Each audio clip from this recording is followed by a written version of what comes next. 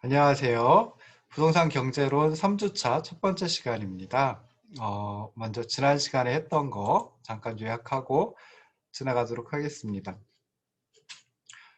부동산 경제론 2주차 강의에서는 이제 부동산 시장, 부동산 정책이라는 주제 중에 부동산 시장의 규모, 그리고 이제 주택 시장을 대상으로 정부 개입과 정책 과제에 대해서 드렸습니다.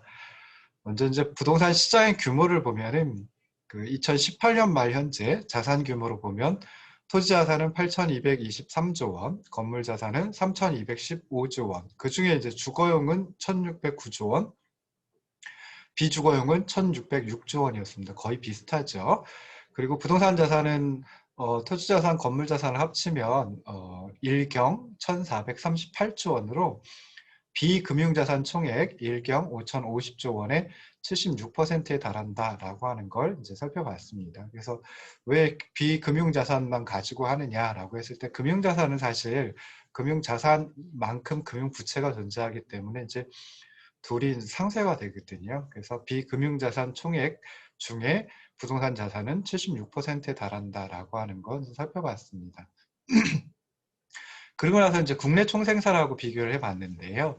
2018년 국내 총생산 GDP는 1,893.5조 원이었습니다. 그래서 부동산 자산은 GDP의 6배, 토지 자산은 4.3배, 건물 자산은 1.7배에 달한다라고 생각을 해볼 수 있습니다. 그리고 이제 자산 규모가 증가한 걸 또 살펴봤죠. 그래서 1995년 말에 대비해가지고 2018년 말에 국내 총생산은 437조에서 1894조 원으로 4.3배 증가했습니다. 연평균으로 따지면 6.6%씩 매년 증가했다는 소리인데요. 이에 비해서 부동산 자산은 2183조 원에서 일경 1438조 원으로 5.2배 증가했습니다. 연평균으로 따지면 매년 7.5%씩 증가했다는 거죠. 그러니까 국내 총생산이 증가한 것보다도 부동산 자산이 증가한 게 더 크다라고 생각을 해볼 수 있습니다. 토지 자산은 1,725조 원에서 8,223조 원으로 4.8배, 매년 7%씩 증가했고요. 건물 자산은 조금 더 크지요. 그래서 458조 원에서 3,215조 원으로 7배 증가했습니다. 연평균으로 따지면 8.3%씩 매년 증가했다라고 생각해 볼 수 있습니다. 그리고 나서 이제 토지 거래량과 주택 거래량 그 둘을 비교를 해봤습니다. 시장 규모를 갖다가 죄송합니다. 시장 규모를 갖다 분석할 때는 그 가격을 분석하는 것보다는 이제 거래량을 분석하는 게 일반적입니다. 그래서 토지 거래량은 2006년 이후에 감소하다가 2012년 이후에 증가하는 추세를 보였고요. 2015년에서 17년 사이에는 정점에서 횡보 상태를 보이다가 2017년 이후에 감소하는 추세를 보이고 있습니다. 주택 거래량은 2007년에서 2010년까지 정체 상태였다가요. 2012년에 최저 수준에 이르렀고요. 2012년 이후 증가하다가 다시 2015년 이후에 감소하는 추세를 보이고 있습니다. 유형별로도 이제 비슷한 양상을 보인다라고 하는 것까지 설명드렸습니다. 자, 그리고 나서 이제 주택 시장을 주된 대상으로 해가지고 정부 개입과 정책 과제에 대해서 생각을 해봤습니다. 그래서 먼저 정부 개입의 근거를 크게 4가지 가지고 생각을 해봤죠. 그래서 정부의 주택 시장 개입은 그 경제적인 측면뿐만 아니라 정치, 이념, 역사적인 측면에서 찾아볼 수 있습니다. 그러다 보니까 정책 수단이 매우 다양하고 복잡하다라고 하는 걸 살펴볼 수 있습니다. 주택시장에 대한 정부 개입의 근거는 크게 효율성, 형평성, 그리고 주택 구입 능력 제고, 정치적 측면 이렇게 4가지 측면에서 살펴봤습니다. 그래서 효율성 측면을 먼저 보면은 주택은 긍정적인 외부 효과를 창출하므로 생산과 소비를 장려할 필요가 있는 가치제이다. 그렇기 때문에 정부가 시장에 개입해가지고 주택을 좀 더 많이 공급하는 것이 바람직하다. 뭐 이렇게 이제 생각을 해볼 수 있습니다. 왜 가치제이냐라고 했을 때 조경, 외관, 디자인 등이 훌륭한 양질의 주택은 이제 주변 지역 주민들에게도 편익을 가져다 주고 그 다음에 또 거주민의 삶의 질과 공동체 안정성을 높여준다라고 하는 측면에서 가치제라고 볼 수 있습니다. 그리고 주거가 안정이 되면 노동 생산성이 높아지고요. 지역 사회에 대한 주민의 참여를 제고할 수 있습니다. 그리고 신규 주택 건설과 주택 가격의 안정성은 거시경제 안정에도 굉장히 중요한 영향을 미치기 때문에 주택 공급은 가치제이다라고 생각을 해볼 수 있습니다. 두 번째, 형평성 측면에서 정부 개입의 근거를 또 살펴봤습니다. 그래서 주택 정책은 모든 사회 구성원에게 최소한의 주거 수준을 보장해주는 복지 기능을 수행하기 때문에 정부의 시장 개입이 형평성 측면에서 정당화될 수 있다라고 살펴봤죠. 그러면서 또 특정 소득 계층에 대한 주거 지원을 통해서 간접적으로 소득과 부를 재분배하는 결과를 가져올 수 있다라고 하는 측면도 살펴봤습니다. 세 번째는 이제 주택 구입 능력 제고 측면입니다. 그래서 시장에서 결정되는 주택의 구입 가격, 그리고 주택의 임대료, 이런 것들이 사회 구성원 다수의 부담 능력을 초과할 경우에는 정부가 주택 구입 능력을 제고하기 위해 주택 시장에 개입할 수 있다라고 생각해 볼 수 있습니다. 여기서 주택 구입 능력은 소득 대비 주택 가격 또는 소득 대비 임대료의 비중으로 측정할 수 있습니다. 그러다 보니까 주택 구입 능력이 낮다라고 하는 것은 소득에 비해 주택 가격이 높거나 뭐 반대로 이제 다른 식으로 표현하면 주택 가격에 비해 소득이 낮다. 뭐 이 두 가지 의미를 가질 수 있습니다. 그래서 주택 구입 능력을 제고하기 위한 정책은 소득 계층에 따라 조금씩 달라질 수밖에 없는데요. 저소득층의 주택 구입 능력 문제는 소득 부족이 문제입니다. 중산층 이상에서는 수요는 있지만 여러 가지 규제 등으로 인해서 공급이 제약되고, 그래서 주택 가격이 높아 주택 구입 능력 문제가 발생을 할 수 있습니다. 그래서 이렇게 소득 계층에 따라 가지고 주택 구입 능력을 제고하기 위한 정책이 좀 달라지는 게 필요하다라고 하는 것도 설명드렸고요. 그 다음에 정치적인 측면에서도 또 자가주택을 보유하는 걸 촉진하는 정책은 중산층을 많이 두텁게 형성을 할 수 있고요. 그러다 보면 사회 안정성에 기여할 수 있습니다. 그렇기 때문에 정부의 시장 개입이 정당화된다라고 할 수 있죠. 그래서 이런 점에서 보면 저소득층에 대한 주거 지원은 사회적 결속력을 강화하는 결과를 가져올 수 있습니다. 그러고 나서 이제 주택 정책의 수단에 대해서 살펴봤습니다. 그래서 엄밀하게 뭐 주택 정책의 수단을 갖다가 살펴보는 건 나중에 이제 그 부동산 정책론 시간에 여러분들이 많이 들으실 수 있을 것 같습니다. 그래서 여기서는 짤막하게 이제 살펴봤는데요. 주택 정책은 주택 시장의 수요와 공급에 영향을 미치고요. 그러면 주택 시장의 수요와 공급에 따라서 주택 성과에도 영향을 미칩니다. 근데 이와 반대로 또 수요 공급 여건이나 주택 성과가 정부 정책에 영향을 미칠 수도 있습니다. 이러한 주택 시장에 대한 정책 수단은 뭐 직접적인 시장 개입, 세제 및 보조금, 규제, 뭐 이렇게 이제 나눠볼 수 있는데요. 직접적인 시장 개입은 정부가 공공임대주택을 직접 생산해서 공급하거나 주택의 거래나 배분을 통제하는 방법 등을 예로 들 수 있습니다. 그리고 수요 측면, 공급 측면 나눠서 수요 측면의 세제나 보조금 보면 뭐 주택에 대한 재산세, 뭐 그다음에 또 종합부동산세도 있죠. 그리고 양도소득세, 취득세, 그다음에 주택 대출 자금 이자에 대한 소득 공제, 주택 수당 뭐 이런 것들 예를 들 수 있고요. 공급 측면에는 이제 뭐 규제라든지 세제 보조금 등의 정책이 있을 수 있는데요. 토지 이용 및 건축에 대한 여러 가지 규제, 그리고 임대료 및 신규 주택 공급 가격 규제, 그리고 저리 공급 자금 뭐 이런 것들 예로 들어볼 수 있습니다. 우리나라는 주택시장 규제가 다양하고 강력한 나라입니다. 그래서 다른 나라에 없는 규제도 있는데요. 뭐 신규 아파트 분양가 규제라든지 평형 규제, 그리고 재건축 관련 규제, 주택 거래에 대한 규제는 다른 나라에는 없고 우리나라에만 있는 규제라고 할 수 있습니다. 그리고 또 특징 중에 하나가 공공부문이 주로 택지를 공급하고 있습니다. 그래서 주택 생산의 필수 요소인 택지 공급이 공공부문에 의해 좌우되기 때문에 정말 좌우되고 있고요.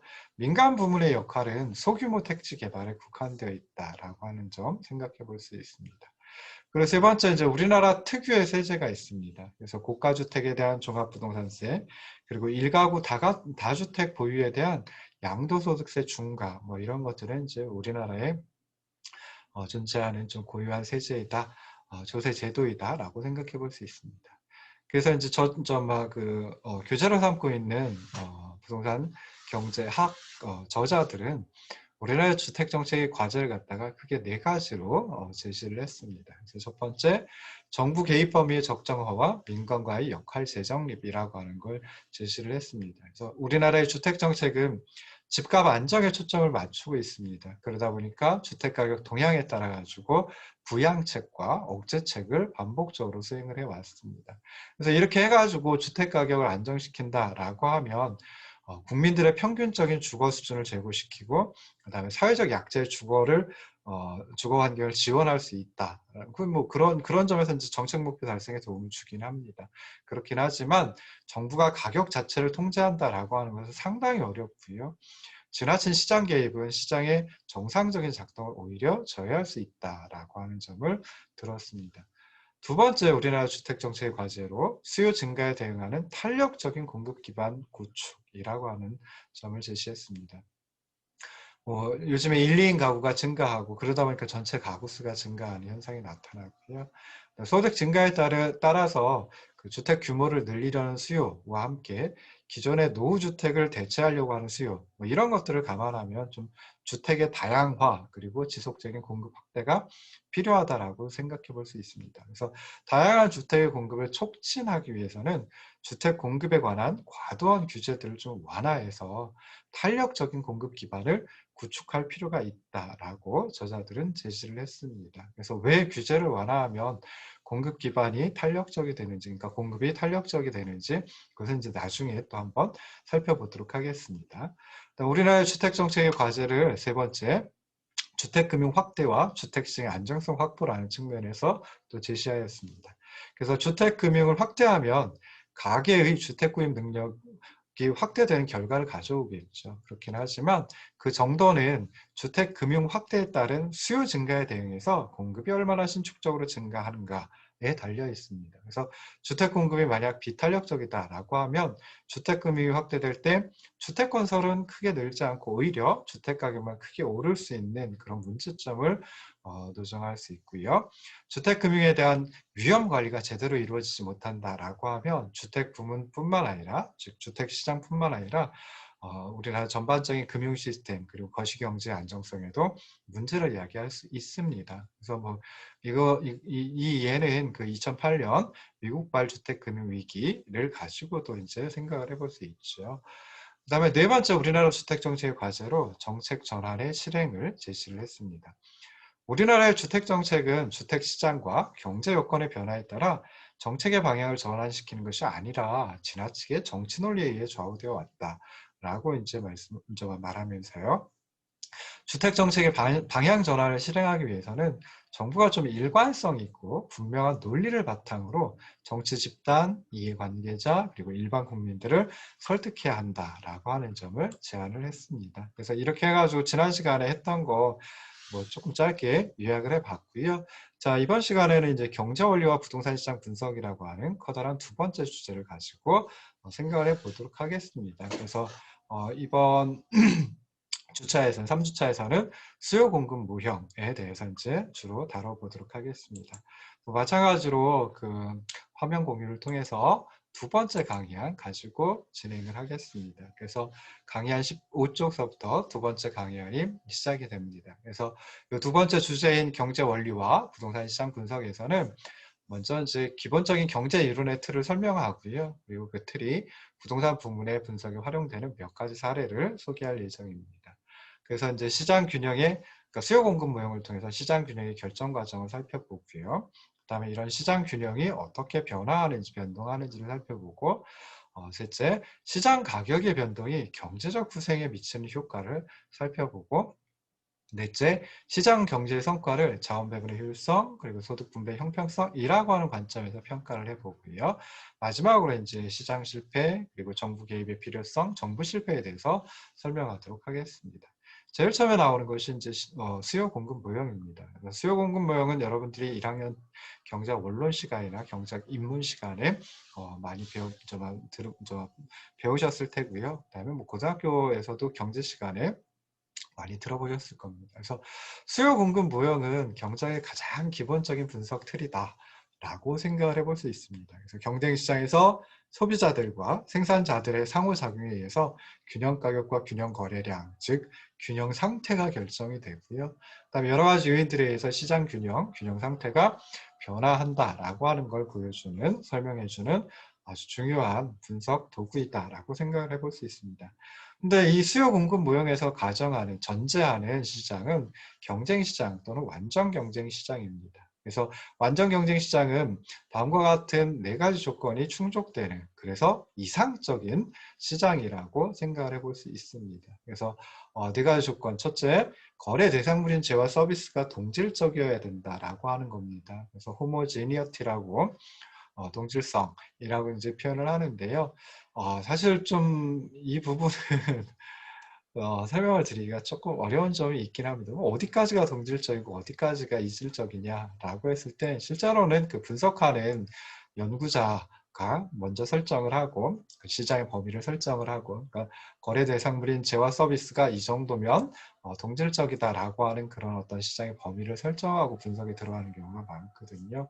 그 다음에 둘째, 이제 소비자와 생산자가 매우 많아가지고 개별 소비자 그리고 개별 생산자가 가격에 영향을 미치지 못한다라고 하는 게 두 번째 조건입니다. 그래서 가격에 영향을 미치지 못하고 가격이 주어지면 그대로 받아들일 수밖에 없다, 받아들여야 한다라고 해서 프라이스 테이커라고 이제 얘기를 합니다. 셋째, 기업들의 진입과 퇴출이 자유로워야 한다라고 하는 점입니다. 그래서 뭐 프리 엔트리 또는 뭐 모빌리티 뭐 이렇게 이제 얘기를 하는데요. 기업들이 그 어떤 한 시장에 진입하는 것도 쉬워야 되고요. 그다음에 그 시장에서 빠져나가는 것도 쉬워야 된다라고 하는 건데요. 자, 이 세 번째 조건은 또 다른 그 다른 점에서도 이제 저기 막 살펴볼 수 있습니다. 그래서 시장에 어떤 한 시장의 생산 요소가 자유롭게 들고 날고 할 수 있어야 된다. 뭐 그런 것도 이제 생각을 해볼 수 있습니다. 그래서 기업이 어떤 시장에 진입을 하려고 그러면은 그 시장에서 그 시장의 생산물인 상품을 저기 막 그 생산 요소를 이용해 가지고 만들어야 되겠죠. 그래서 생산 요소가 한 시장에서, 그러니까 다른 시장에서 그 시장으로, 이 기업이 진입하려고 하는 그 시장으로 자유롭게 이동할 수 있다라고 하면 기업의 진입 자유로울 수 있습니다. 그다음에 기업의 퇴출이 자유롭다라고 하는 것은 그 시장에서 다른 시장으로 이제 생산 요소가 빠져나가는 걸 의미를 하거든요. 그래서 그런 점에서 이제 진입과 퇴출이 자유로움이라고 표현하기도 하고 생산 요소의 완전 이동성이라고 이제 표현을 하기도 합니다. 넷째 조건은 모든 경제 주체가 완전한 정보를 가지고 있어야 한다라고 하는 조건입니다. 그래서 perfect information이라고 얘기를 하는데요. 사실 완전 정보 조건은 굉장히 까다로운 조건입니다. 그래서 여기서 완전한 정보라고 했을 때 사실은 과거, 현재, 미래의 정보, 그리고 그 거래 대상물과 관련된 뭐 가격이라든지 아니면 뭐 생산 요소가 어떻게 투입이 되는지, 원료가 무엇인지 뭐 이런 것까지 다 알고 있어야 되는데요. 실제로 그런 완전 정보를 가지고 있기란, 어떤 시장에 참여하는 경제 주체들이 완전 정보를 모두 다 가지고 있다라고 하는 것은 좀 꽤 까다로운 조건이다라고 생각을 해볼 수 있습니다. 그래서 결국 이제 부동산 시장을 살펴보면 현실의 부동산 시장은 이상적인 완전 경쟁 시장, 즉 다시 말해서 앞에 네 조건을 갖다가 네 개의 조건을 모두 만족시키는 그런 시장은 아니라고 생각이 됩니다. 그렇긴 하지만 경제 이론에서 또 그다음에 부동산 경제론에서 완전 경쟁 시장을 가정해서 분석하는 이유는 그 시장이 이상적인 시장, 즉 우리가 도달해야 될 시장이기도 하면서, 그 다음에 사실은 현실의 시장이 이상적인 시장이 아님에도 불구하고, 현실의 시장이 완전 경쟁 시장이 아님에도 불구하고 현실의 시장 또는 현실의 경제를 잘 설명해 주기 때문에 이 완전 경쟁 시장을 가정하고 분석에 들어가는 경우가 많이 있습니다. 자, 이제 수요 측면에 대해서 살펴보려고 합니다. 그래서 수요 곡선 뭐 살펴보고요. 그 다음에 이제 공급 곡선 살펴보겠죠. 자, 수요 곡선을 하기 전에 수요라고 하는 것부터 이제 먼저 살펴봐야 되는데요. 수요는 영어로 demand, 앞자 따가지고 대문자 D로다가 주로 표현을 합니다. 그래서 수요는 소비자가 재와 서비스를 구입하고자 하는 의도라고 정의를 합니다. 재화 서비스를 구입하고자 하는 의도이기 때문에, 즉 마음이기 때문에, 의지이기 때문에 이걸 측정할 수 있는 다른 지표가 좀 필요하겠죠. 그래서 그런 걸 갖다가 수요량이라고 얘기를 합니다. 그래서 수요량은 일정 기간 동안에 소비자가 구매력을 갖고 구입하고자 하는 재화 서비스의 양, 이렇게 이제 얘기를 합니다. 그래서 일정 기간 동안이라고 하는 표현, 이 표현은 이제 다른 의미로 했을 때 이제 유량을 나타내 준다, 플로우를 나타내 준다라고 생각을 해볼 수 있습니다. 그 다음에 두 번째는 구매력을 갖고 있어야 됩니다. 구매력이 없는 수요는 실제 현실에 나타날 수가 없다라고 생각을 할 수 있죠. 그래서 뭐 이런 수요를 갖다 또 이제 뭐 구매력을 갖고 있는 수요를 유효 수요라고 이제 표현을 하기도 하는데요. 그래서 구매력을 갖고 그리고 나서 구입하고자 하는 양, 그런 걸 갖다가 이제 수요량이라고 얘기를 합니다. 자, 그러면 이렇게 이제 그 수요량이라고 하는 그 하나의 그 변수가 있고요. 그 수요량에 영향을 미치는 것들이 있죠. 그래서 수요량에 영향을 미치는 변수들 여러 가지 있는데요. 일단 가격이라고 하는 그 재화의 가격이라고 하는 게 가장 중요하고요. 그 재화의 가격, 그 재화의 수요량에 가장 큰 영향을 미친다라고 생각해 볼 수 있습니다. 그리고 어떤 시장의 수요 측면에 참여하는 소비자들의 소득, 그다음에 소비자들의 기호, 그 다음에 또 그 재화와 관련된 다른 재화의 가격, 그다음에 미래에 대한 기대, 이런 것들이 이제 또 하나 있네요. 소비자의 수, 이런 것들이 이제 시장 전체 수요량에 영향을 미친다라고 생각을 해볼 수 있습니다. 그래서 우리가 흔히 이제 수요의 법칙이라고 하는 걸 얘기를 하는데요. 수요의 법칙은 다른 변수들, 그러니까 수요량에 영향을 미치는 변수들이 여러 가지가 있는데 그 중에 다른 변수들은 그대로 있고 가격만 변화했을 때 수요량이 반대 방향으로 변화하는 것을 이제 수요의 법칙이라고 얘기를 합니다. 그래서 엄밀하게 표현하면 소비자들의 소득, 기호, 관련된 재화의 가격, 미래에 대한 기대, 소비자의 수, 이런 것들,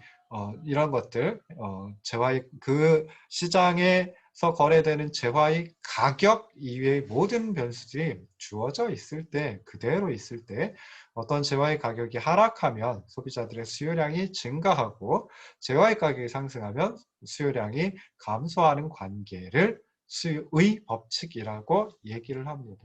그래서 수요의 법칙은 가격과 수요량이 반대 방향으로 움직인다라는 거죠. 그러다 보니까 16쪽에 있는 이 그림처럼 수요 곡선은 우하향한다라고 생각해 볼 수 있습니다. 그래서 수요 곡선이 의미하는 것 첫 번째는 이렇게 생각하시면 돼요. 가격이 주어지면, 그러니까 가격이 여기서 P0로 주어진다라고 하면 그때 쭉 따라가 수요 곡선에 만나는 점이 있을 테고요. 그 점에 대응하는 수량이 있는데 그게 바로 이제 수요량이다라고 하는 것을 의미한다라고 생각하시면 좋을 듯 싶습니다. 첫 번째 뭘 생각하시면 되냐면 가격이 주어지면 수요량은 얼마이다. 가격이 P0로 주어지면 수요량은 Q0이다.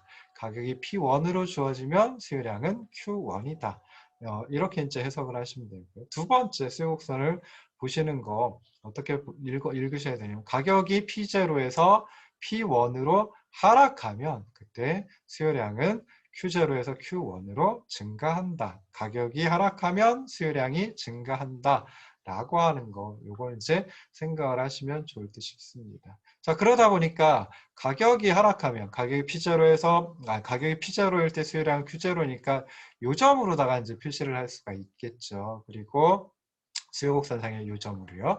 그리고 가격이 P1일 때 수요량이 Q1인 것은 수요곡선상의 요점으로다가 생각을 해볼 수 있습니다. 그래서 가격이 움직여가지고 가격이 변화해서 다시요. 다른 변수들은 변화하지 않고 수요량에 영향을 미치는 다른 변수들은 변화하지 않고 오로지 가격만 변화해서 수요량이 변화한다라고 하는 것은 수요곡선상의 요점에서 요점으로, 수요곡선상의 한 점에서 다른 점으로 옮겨가는 걸 의미합니다. 그래서 이놈을 갖다가 수요곡선상의 운동이라고 얘기를 합니다. 그래서 가격이 변화해서 수요량이 변화하는 거, 이거는 수요곡선상의 운동, 수요곡선상의 움직임으로 나타나는구나 라고 생각을 하시면 좋을 듯 싶습니다. 그래서 아까도 말씀드렸듯이 수요곡선 생각하실 때 두 가지 생각하셔야 된다. 가격이 주어지면 그때 정말 수요량 얼마이다.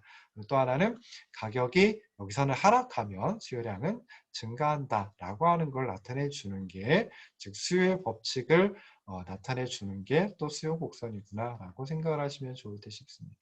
자, 그러면서 이제 수요 곡선의 높이, 수요 곡선의 높이를 어떻게 볼 수 있을까요? 여기서 수량이 Q0로 만약에 Q0로 주어진다라고 하면 쭉 따라 올라가 요 높이 결국 이제 P0만큼이 되겠죠. 그래서 요 높이가 쭉 보면 P0니까. 그래서 Q0일 때 수요 곡선의 높이는 P0이다라고 생각해 볼 수 있고요. Q1으로 수량이 주어지면 그때 수요 곡선의 높이는 P1이다라고 생각을 해볼 수 있습니다. 그래서 이 수요 곡선의 높이는 소비자가 이 재화의 마지막 한 단위에 대해 추가로 지불하려고 하는 최대한의 가격, 지불 의사 가격 또는 소비자가 느끼는 추가적인 편익, 한계 편익을 의미한다라고 생각을 하시면 좋을 듯 싶습니다. 그래서 수요 곡선 D라고 이제 여기 표현을 해놨는데요.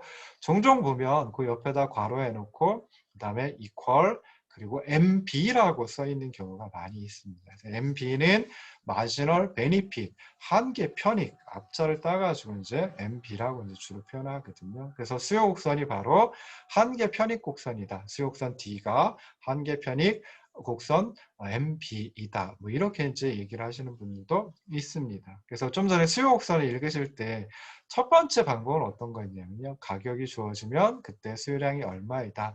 다시 한번 잘 보세요. 가격이 주어지면 수요량은 얼마이다.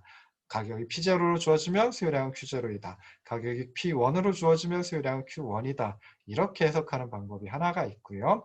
두 번째 방법은 수량이 주어지면 그때 저기 그 지불 의사 가격, 뭐 이걸 다른 표현을 수요 가격이라고 또 표현을 하기도 합니다. 그래서 수량이 주어지면 그때 수요 가격, 지불 의사 가격, 그게 결국은 또 한계 편익하고 마찬가지니까요. 한계 편익은 얼마이다.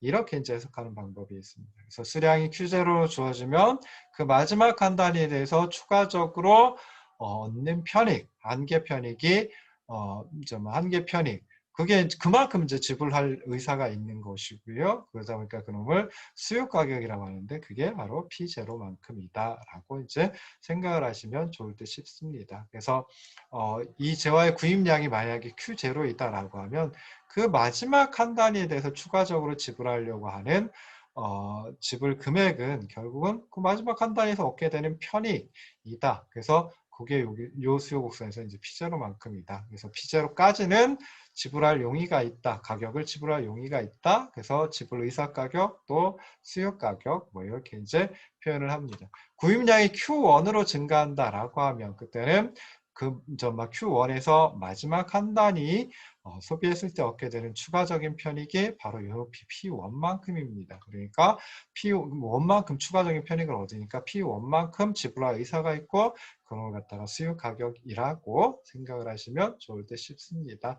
그래서 수요 곡선이 우하향한다. 아까 수요의 법칙을 반영해서 즉 가격과 수요량은 그 재화의 가격과 수요량은 반대 방향으로 움직이기 때문에 수요 곡선은 우하향한다라고 생각을 하시라고 말씀드렸죠. 근데 요 수요 곡선의 높이를 한계 편익 또는 뭐 지불 의사 가격, 수요 가격이라고 해석을 할 때는 그때는 수요 곡선이 우하향하는 것, 즉 음의 기울기, 부의 기울기를 가지고 마이너스의 기울기를 갖는다라고 하는 것은 재화의 구입량이 증가함에 따라 소비자가 느끼는 추가적인 편익, 한계 편익, 그만큼 지불할 의사가 있는 가격, 결국 수요 가격이 감소한다는 것을 의미한다라고도 생각을 하시면 좋을 듯 싶습니다.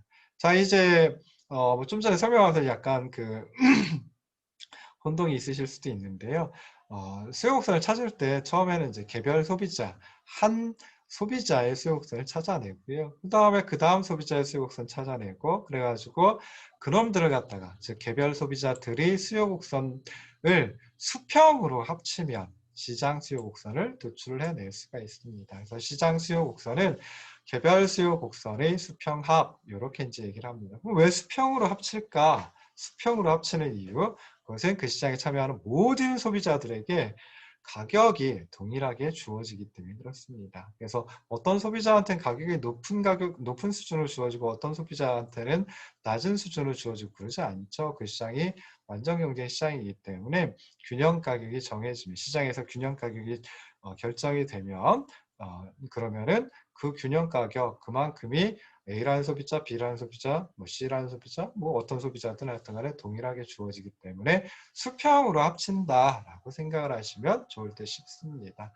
그리고 개별 수요 곡선, 개별 소비자들의 수요 곡선은 소비자들 각각의 예산 제약 하에 효용 극대화라고 하는 논리를 통해서 또 도출이 됩니다. 그래서 뭐 혹시 미시경제학을 들으시면 그때 이제 이런 내용도 나오게 될 겁니다.